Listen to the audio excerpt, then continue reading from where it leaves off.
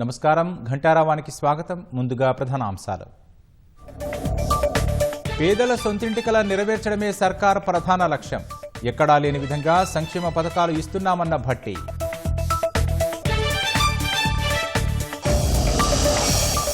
కన్నేపల్లి కల్వకుర్తి మోటార్లు ఆన్ చేయకపోతే ఉద్యమిస్తాం. కేసీఆర్ నేతృత్వంలో రైతులతో కలిసి వెళతామని హరీష్ రావు హెచ్చరిక. కోరుట్లలో 5 ఏళ్ల బాలిక హత్య కేసులో ముమ్మర దర్యాప్తు. సీసీ ఫుటేజ్ ఆధారంగా విచారణ వేగవంతం.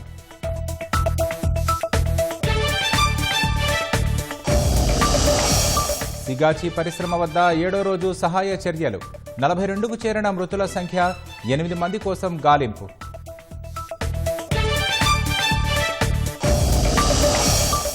ఆకస్మిక వరదలతో హిమాచల్ ప్రదేశ్లో అల్లకల్లోలం.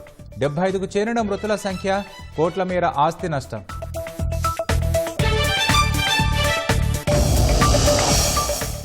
దేశ ప్రయోజనాల మేరకే అమెరికాతో వాణిజ్య ఒప్పందం. ఒత్తిడితో భారత్ ఏ నిర్ణయం తీసుకోదన్న సిఐఐ.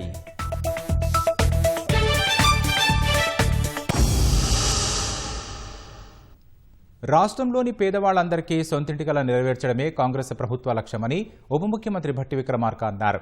ఖమ్మం జిల్లా మధుర నియోజకవర్గంలో ఇందిరమ్మ ఇళ్ల లబ్ధిదారులకు మంజూరు పత్రాలను పంపిణీ చేశారు.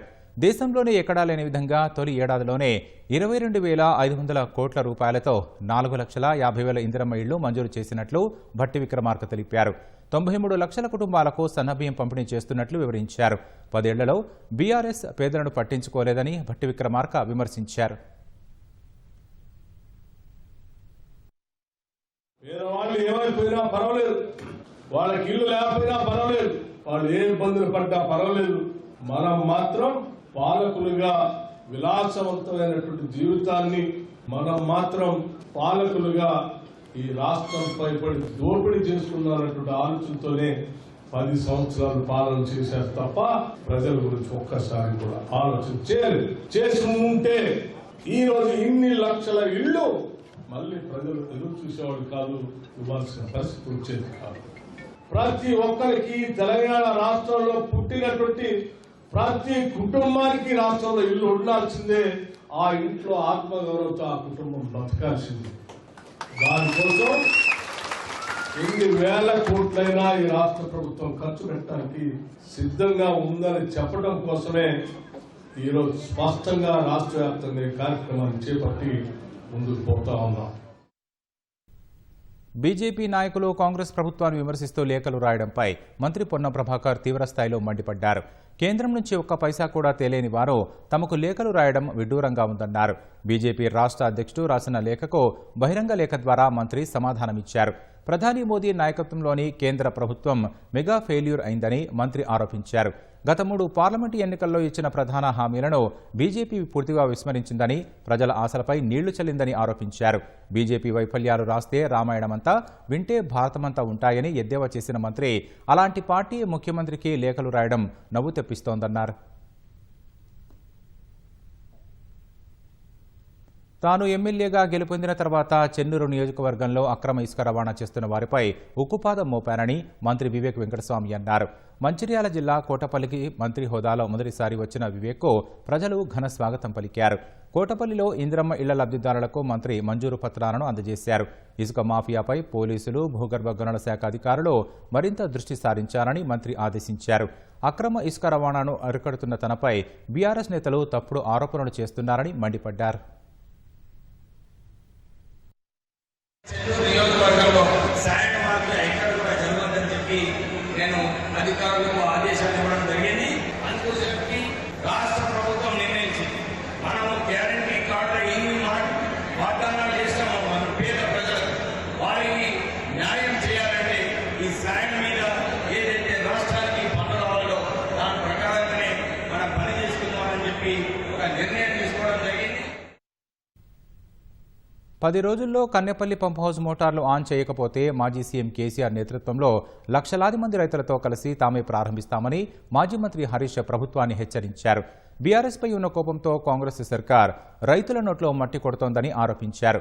రాష్ట్రంలో సాగునీటి పరిస్థితిపై మాజీ మంత్రులు వేముల ప్రశాంత్ రెడ్డి, సత్యవతి రాథోడ్తో కలిసి తెలంగాణ భవన్లో వివరించారు. మేడిగడ్డ గేట్లు ఎత్తినప్పటికీ కన్నేపల్లి నుంచి నీళ్లు ఎత్తిపోసే అవకాశం ఉన్నా ఎందుకు చోద్యం చూస్తున్నారని ప్రశ్నించారు. కృష్ణానదిలో వరద ప్రారంభమై నెల రోజులు దాటుతున్నా కల్వకుర్తి ముఠాలు ప్రారంభించకుండా పాలమూరుకు అన్యాయం చేస్తున్నారని మండిపడ్డారు. సీఎం రేవంత్ కేంద్ర మంత్రి కిషన్ రెడ్డి బంధంలో భాగంగానే ఎన్డీఎస్ఏ నివేదిక పేరుతో మేడిగడ్డకు మరమ్మతులు చేయట్లేదని ధ్వజమెత్తారు. కరువును పారదోలేటువంటి కాళేశ్వరం ప్రాజెక్టును ఇవాళ కాంగ్రెస్ పార్టీ కేసీఆర్ మీద కక్షతోనో కడుపు మంటతోనో ఇవాళ కాదనుకుంటా ఉంది. ఇలా ఒక బీఆర్ఎస్ పార్టీ మీద కోపం ఉంటే మా మీద కక్ష సాధించండి, నో ప్రాబ్లం. కానీ రైతులు ఏం తప్పు చేశారు, రైతులకు ఎందుకు శిక్ష వేస్తున్నారని ఇవాళ బీఆర్ఎస్ పార్టీ ప్రశ్నిస్తా ఉంది. 3 బ్యారేజీలు, అందులో ఒక బ్యారేజ్ మేడిగడ్డ. ఆ బ్యారేజీలో 85 పియర్స్ లో కుంగినాయి 2 పియర్లు. దాన్ని మరమ్మతు చేయమంటే మీన వేషాలు లెక్క పెడతా ఉన్నారు. 19 నెలలు అయిపోయింది. ఇప్పుడు మనం డాక్టర్ దగ్గర పోతాం, ఏదో చేయి నొప్పో ఉంది నాకు, డాక్టర్ దగ్గర పోతే నీకు చేయి నొప్పి ఉన్నదని వెంటనే చూసి దానికి ఏం మందులు కావాలో డాక్టర్ ఇస్తాడు. కానీ కాంగ్రెస్ ప్రభుత్వం తీరెట్లుందంటే నీకు చేయి నొప్పి ఉన్నది, నీ కాలు ఖరాబ్ కావాలి, నీ చెయ్యి ఖరాబ్ కావాలి, నీ నడుము ఖరాబ్ కావాలి, నీ తలకాయ ఖరాబ్ కావాలి, నీ శరీరంలోని అవయవాలన్నీ ఖరాబ్ అయినాక గప్పు ట్రీట్మెంట్ చేస్తా అన్నట్టు ఉన్నది కాంగ్రెస్ వాళ్ళ తీరు. ఇవాళ మేడిగడ్డ బ్యారేజీ మొత్తం గేట్లు తెరిచి ఉన్నా కన్నేపల్లి పంప్ హౌస్ నుంచి మోటార్లు ఆన్ చేసి నీళ్లు తీసుకునే అవకాశం ఉంది. ఇది మేం చెప్తున్న మాట కాదు, స్వయంగా ఇంజనీర్లు కూడా చెప్తా ఉన్నారు. అయినా ఈ ప్రభుత్వం కావాలనే ఇవాళ మోటార్లు ఆన్ చేయకుండా రైతులను గోసపుచ్చుకుంటా ఉన్నారు. ఇవాళ పంప్ హౌస్ మోటార్లు ఆన్ చేస్తే గోదావరిలో వచ్చిన వరద వచ్చినట్టు నీళ్లు తెచ్చుకునే అవకాశం ఉంది. మాదొకటే డిమాండ్, సూటిగా ప్రభుత్వాన్ని అడుగుతా ఉన్నాం, వెంటనే కాళేశ్వరం మోటార్లు ఆన్ చేయండి, రిజర్వాయర్లు నింపండి, రైతాంగానికి మొదటి పంటకు నీళ్లు ఇవ్వండి. స్పష్టంగా అడుగుతున్నాం మేము. ఆలస్యం చేస్తే ఊరుకోం, లేదంటే మాత్రం స్వయంగా కేసీఆర్ గారి నాయకత్వంలో లక్షలాది మంది రైతులందరం కలిసి కన్నేపల్లికి కదులుతాం, మోటార్లు ఆన్ చేస్తామని చెప్పి ప్రభుత్వాన్ని హెచ్చరిస్తా ఉన్నాం. పాలమూరు జిల్లా ప్రజల నోరు కొడుతుండు, కడుపు కొడుతుండు రేవంత్ రెడ్డి. ఇలా శ్రీశైలంలో వరద ఎప్పుడు వచ్చిందండి? మే 30వ తారీఖున శ్రీశైలంలో వరద వచ్చింది. మే 30th శ్రీశైలంలో వరద వచ్చింది. ఇవాళ ఎంత? జూలై 6. ఇప్పటికి 36 రోజులైంది శ్రీశైలంకు నీళ్ళు వచ్చి. బహుశా ఇవాళనో రేపో శ్రీశైలం గేట్లు ఎత్తేస్తారు. 36 రోజులైనా కల్వకుర్తి మోటార్లు ఆన్ చేయాలి ఇప్పటిదాకా. ఎందుకు మొదటి పంటకు నీళ్లు ఇయ్యరు అంటే చంద్రబాబు నాయుడుకు మళ్ళా పోయిన సంవత్సరం లెక్క నీళ్లు వదిలిపెడతావా? పోయినసారి ఏం చేసింది రేవంత్ రెడ్డి? కృష్ణా నదిలో తెలంగాణ రాష్ట్రం ఏర్పడ్డ తర్వాత అతి తక్కువ నీళ్లు వాడుకున్నది రేవంత్ రెడ్డి ప్రభుత్వం. 65 టీఎంసీలు ఆంధ్రప్రదేశ్ కు గురుదక్షిణ కింద చంద్రబాబుకు దారదత్తం చేసిండు మిస్టర్ రేవంత్ రెడ్డి. ఎందుకు ఇచ్చిన 65 టీఎంసీలు? 34% మనకు వాటా తాత్కాలిక ఒప్పందం ప్రకారంగా ఉన్నది. ఆ 34 కూడా వాడుకునే తెలివి లేదా నీకు? 28% ఎందుకు వాడినావు? 10 ఏళ్ల బీఆర్ఎస్ హయాంలో ఏ రోజు కూడా మేము రేవంత్ రెడ్డి ప్రభుత్వం వాడినంత తక్కువ నీళ్లు వాడలేదు. మీరు వెంటనే కల్వకుర్తి మోటార్లు ఆన్ చేయకపోతే మా మహబూబ్ నగర్ జిల్లా బీఆర్ఎస్ నాయకత్వం రైతాంగాన్ని కలుపుకొని పెద్ద ఎత్తున కల్వకుర్తి దగ్గరికి వెళ్తాం. బీఆర్ఎస్ పార్టీ మోటార్లు ఆన్ చేస్తుంది, జాగ్రత్త. వెంటనే ఆన్ చేస్తారా? రైతుల్ని తీసుకొని ప్రజా ఉద్యమానికి బయలుదేరమంటారా? మీరు ఆలోచించుకోవాలని చెప్పి హెచ్చరిస్తా ఉన్నాం. కామారెడ్డిలో ఇటీవల పోలీసులు పట్టుకున్న జిలటిన్ స్టిక్స్, ఇతర పేలుడు పదార్థాల కేసులో పీసీసీ ప్రధాన కార్యదర్శి గడ్డం చంద్రశేఖర్ రెడ్డిని శనివారం రాత్రి అరెస్టు చేశారు. జిలటిన్ స్టిక్స్ సరఫరాలో గడ్డం చంద్రశేఖర్ రెడ్డితో పాటు అతని సోదరుడు సురేందర్ రెడ్డి ప్రమేయం ఉన్నట్లుగా పోలీసుల విచారణలో తేలినట్లు సమాచారం. అయితే గడ్డం సురేందర్ రెడ్డి పరారీలో ఉండడంతో పోలీసులు అతని కోసం గాలిస్తున్నారు. అయితే పేలుడు పదార్థాలతో తన భర్తకు ఎలాంటి సంబంధం లేదని చంద్రశేఖర్ రెడ్డి భార్య, కామారెడ్డి మున్సిపల్ మాజీ చైర్పర్సన్ ఇందుప్రియ అన్నారు. ఏదైతే ప్రొబైల్స్ దగ్గర బ్లాస్ట్ గురించి శ్రీవారితో పాటు ప్రొబైల్స్ బ్లాస్ట్ ది లింకప్ చేసి మరి తప్పుడు కేసులలో మా భర్త గడ్డం చంద్రశేఖర్ రెడ్డి గారిని ఇరికియడం మీరు అందరు కూడా చూస్తున్నారు. మా భర్త గడ్డం చంద్రశేఖర్ రెడ్డి గారికి ఈ యొక్క వెంచర్ల ఒక గుంట జగ కూడా అతని పేరు పైన లేదు, అతని ఇన్వాల్వ్మెంట్ లేదు. ఎవరైతే ఈ రాజకీయ కక్షలతో గడ్డం చంద్రశేఖర్ రెడ్డి గారిని ఇరికిచ్చినారో మీరందరూ కూడా మరి గమనించాలా, కామారెడ్డి ప్రజలందరూ కూడా. వన మహోత్సవ కార్యక్రమాన్ని రేపు ముఖ్యమంత్రి యూనివర్సిటీ వేదికగా ప్రారంభించనున్నారని జయశంకర్ వ్యవసాయ విశ్వవిద్యాలయం ఉపకులపతి ప్రొఫెసర్ ఏ జానయ్య తెలిపారు. నిర్ణీత ప్రదేశంలో చదును చేసి ఏర్పాట్లు చేస్తున్నామని, జేసీబీలతో చెట్ల విధ్వంసం చేస్తున్నారని సామాజిక మాధ్యమాల్లో అసత్య ప్రచారం జరుగుతోందని జానయ్య తెలిపారు. వ్యవసాయ వర్సిటీలో నిర్వహించిన మీడియా సమావేశంలో క్యాంపస్లో తాజా పరిస్థితిపై వివరణ ఇచ్చారు. ఇది విధ్వంసం కాదని, పర్యావరణ పరిరక్షణలో భాగంగా చేపట్టిన ప్రణాళికాబద్ధమైన చర్యలే అని స్పష్టం చేశారు. తక్కువ సమయంలో ప్రభుత్వం నుంచి సూచనలు రావడంతో విద్యార్థులకు స్పష్టత ఇవ్వలేకపోయామని వివరణ ఇచ్చారు.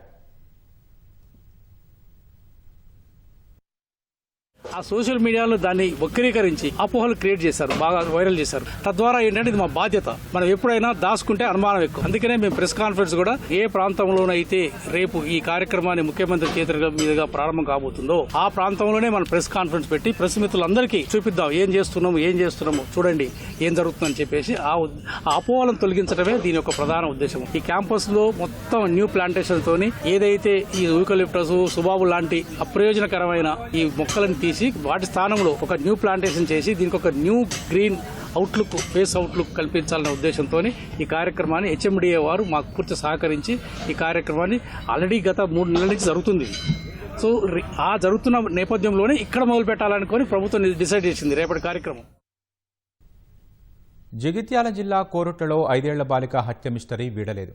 బాలిక హితీక్ష గొంతుపై విచక్షణారహితంగా పొడిచి దారుణ హత్య చేయడంపై పోలీసులు దర్యాప్తు ముమ్మరం చేశారు. దారుణానికి పాల్పడింది ఎవరు, అసలు కారణాలేంటనే కోణంలో ఆధారాలు సేకరిస్తున్నారు. మరోవైపు అల్లారముద్దుగా పెంచుకుంటున్న చిన్నారి మరణంతో కుటుంబం దుఃఖ సాగరంలో మునిగింది. సౌదీ నుంచి వచ్చిన చిన్నారి తండ్రి రోధించిన తీరు చూపరులను కన్నీరు పెట్టించింది.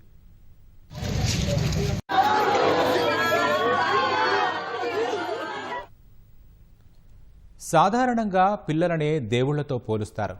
అలాంటి ఓ చిన్నారిపై మాత్రం ఏ దేవుడి కరుణ లేకపోయింది. 5 ఏళ్ల చిన్నారి ఎవరికి ఏ పాపం చేసింది?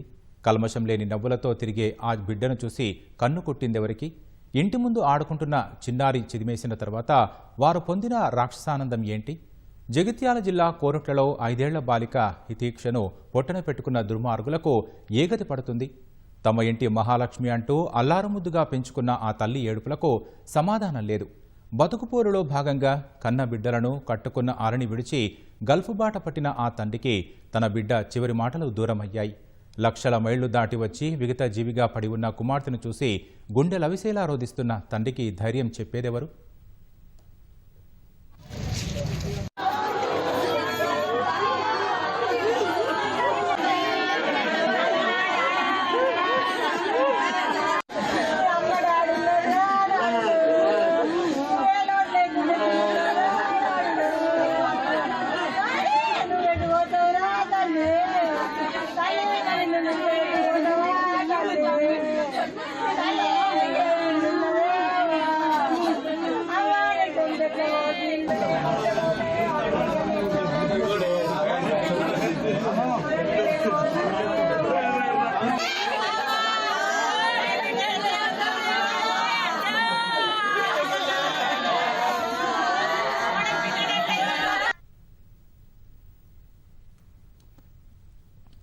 జగిత్యాల జిల్లా కోరుట్ల ఆదర్శనగర్ కాలనీకి చెందిన ఆకుల రాము, నవీన దంపతులకు 2 సంతానం. రాము ఉపాధి నిమిత్తం గల్ఫ్ వెళ్లగా నవీన పిల్లలతో పాటు అక్కడే ఉంటున్నారు. వీరి కూతురు హితీక్ష శనివారం సాయంత్రం స్కూలు నుంచి తిరిగొచ్చిన తర్వాత ఇంటి ముందు ఆడుకుంటున్నేందుకు వెళ్లింది. రాత్రి 8 గంటలు దాటినా తిరిగి రాకపోవడంతో తల్లితో పాటు బంధువులు పరిసర ప్రాంతాల్లో వెతికారు. ఆచూకీ తెలియకపోవడంతో పోలీస్ స్టేషన్లో ఫిర్యాదు చేశారు. పోలీసులు వచ్చి చుట్టుప్రక్కల ఇళ్లలో గాలించారు. పొరుగునే నివసించే విజయ్ అనే వ్యక్తి ఇంటి ఆవరణలోని స్నానాల గదిలో బాలిక విగతజీవిగా కనిపించింది. బాలిక గొంతు కోసి రక్తపు మడుగులో పడి ఉంది. స్థానిక ప్రభుత్వ ఆసుపత్రికి తరలించగా అప్పటికే మృతి చెందినట్లు వైద్యులు తెలిపారు. ఇంటి బయట ఆడుకుంటూ కనిపించిన చిన్నారి అంతలోనే దారుణ హత్యకు గురికావడంతో కుటుంబ సభ్యులు గుండెలవిసేలా రోధిస్తున్నారు.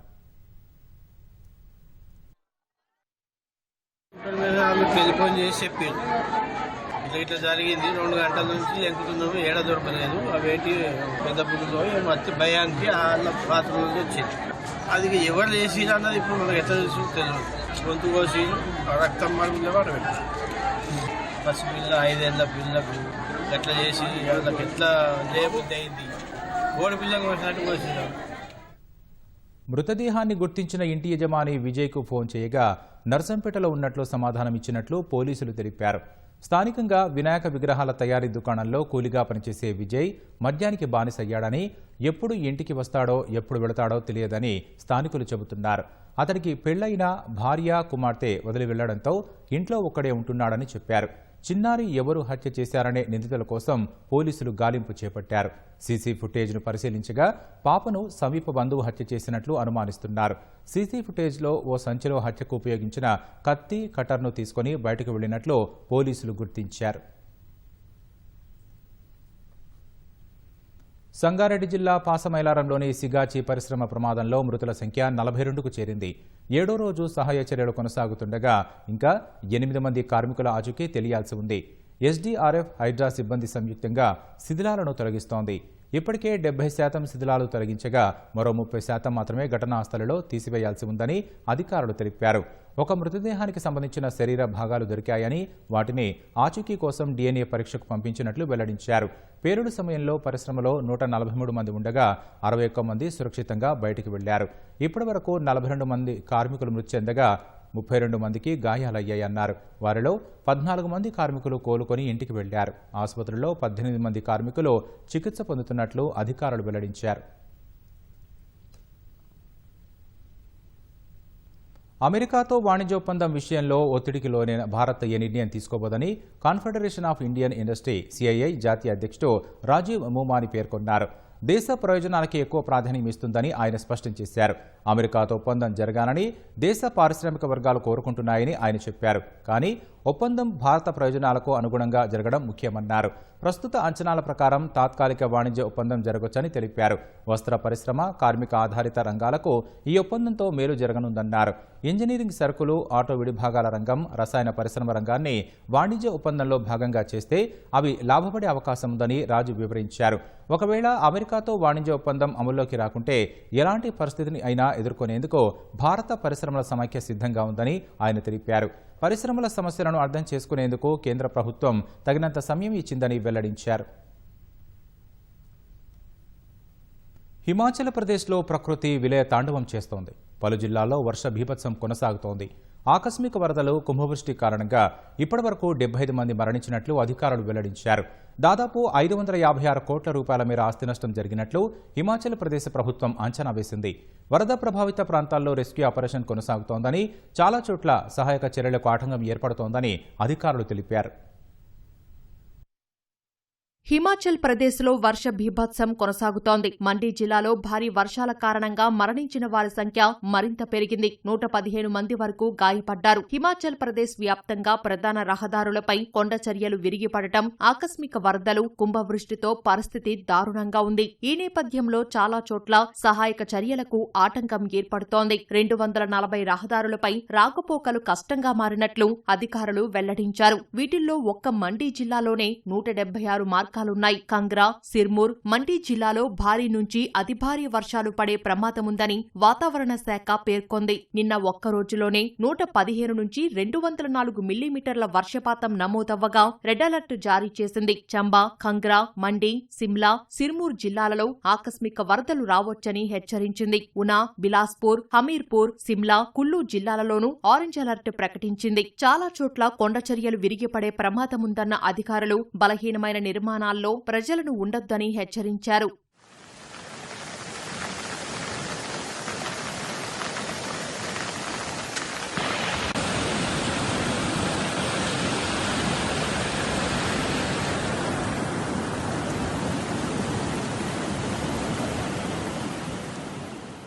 హిమాచల్ ప్రదేశ్లో ఆకస్మిక వరదల కారణంగా ఇప్పటి వరకు 566 కోట్ల మేర ఆస్తి నష్టం జరిగినట్లు ప్రభుత్వం ప్రకటించింది. ఈ నష్టం మరింత ఎక్కువగా ఉండే అవకాశముందని అధికారులు అంచనా వేస్తున్నారు. వరద ప్రభావిత ప్రాంతాల్లో సహాయక చర్యలు కొనసాగుతున్నాయి. జిల్లా అధికార యంత్రాంగాలు, సాయుధ దళాలు, ఎన్డీఆర్ఎఫ్, ఎస్డీఆర్ఎఫ్ బృందాలు అవిశ్రాంతంగా పనిచేస్తున్నాయి. గల్లంతైన వారి కోసం రెస్క్యూ బృందాలు తీవ్రంగా శ్రమిస్తున్నాయి. వరద బాధితులకు సహాయ సామాగ్రిని అందిస్తున్నాయి. ప్రస్తుత పరిస్థితులపై ఆందోళన వ్యక్తం చేసిన హిమాచల్ ప్రదేశ్ గవర్నర్ శివ్ ప్రతాప్ శుక్లా రెస్క్యూ బృందాలకు ప్రజలంతా సహకరించాలని విజ్ఞప్తి చేశారు. రెడ్ క్రాస్ సొసైటీ సహకారంతో వరద బాధితుల కోసం సహాయ సామాగ్రితో మండి జిల్లాకు బయలుదేరిన ట్రక్కులను గవర్నర్ పచ్చజెండా ఊపి ప్రారంభించారు.